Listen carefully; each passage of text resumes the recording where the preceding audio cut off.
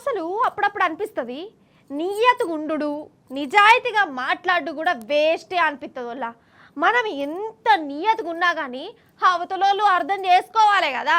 నవ్వుకుంటే ఎట్లా నీ నియత ఎవరికి కావాలరా భయ్ అంటే ఏందన్నట్టు. అవు కానీ నేనేదో నీతి నిజాయితీ గురించి ఏమేమో చెప్తున్నానేంది. సరేలే యాదికి వచ్చింది. ఏం లేదు వల్ల అసలు కాలం ఎట్లున్నదంటే కష్టపడేటోళ్లకు కలకాలం కష్టమే ఉన్నది. అదే దోపిడీలు చెయ్యి మంది కొంపలు ముంచిన వాళ్ళే ఆరాంసే బతుకుతుర్రు. హాయ్ ఏందమ్మా గంత మాట అనబడుతుంది. గా కుర్చీలో కూర్చొని నువ్వు గట్లా అనవచ్చునా? జనాలను నియతిగా ఉండొద్దని అంటావా? తప్పు కదా, చెంపలేసుకో అని అనేరు. అంటే నా ఉద్దేశం కూడా గది కాదు. కానీ దేశాన్ని దోసుకున్న కొందరు దొంగల దర్జా చూస్తుంటే నాకు ఇట్లా బీపీ పెరుగుడు కాదు కదా, షుగర్ కూడా వచ్చేటట్టు ఉన్నది. దొంగలు కలిసి ఊర్లు పంచుకుంటారని అంటారు చూడు, అగో నాకైతే గట్లనే అనిపించింది.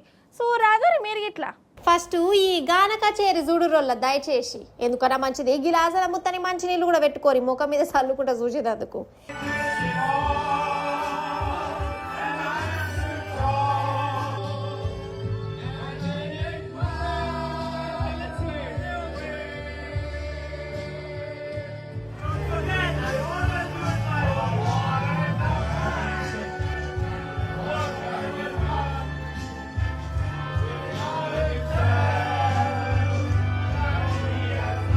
ఏర్పాటు చేసిరా మహానుభావులను.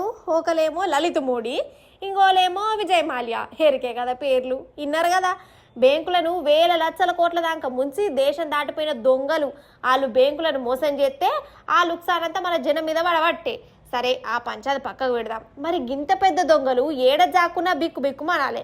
కానీ ఇరు చూడురి లండన్లో దావత్ చేసుకుంటారు. ఇద్దరికిద్దరు తోడు దొంగలు ఒక్కటైపోయి పాటలు పాడుకుంటా ఆటలు ఆడుకుంటా మమ్ముని చూడుర్రి, మా దర్జా చూడుర్రి, మంది కొంపలు ముంచినాక మా రాజసం చూడుర్రి అన్నట్టే ఎత్తాన్లు.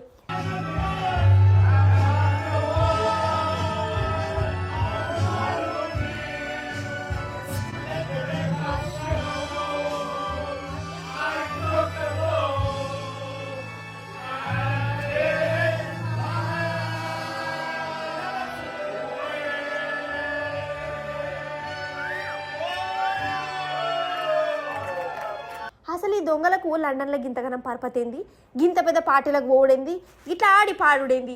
అసలు వీళ్ళను మన దేశానికి ఎందుకు పట్టుక తెత్తలేరు కావచ్చు మన సర్కారు. వాళ్ళని గట్లెందుకు ఇడిచిపెట్టింది. వీళ్ళని ఇట్లా చూస్తుంటే ఏమనిపిస్తుందో మీరే పురి. నియ్యతకు రోజులు లేవు, కొంపలు ముంచుతనే రాజా బతుకన్నట్టే కొడుతుందా లేదా.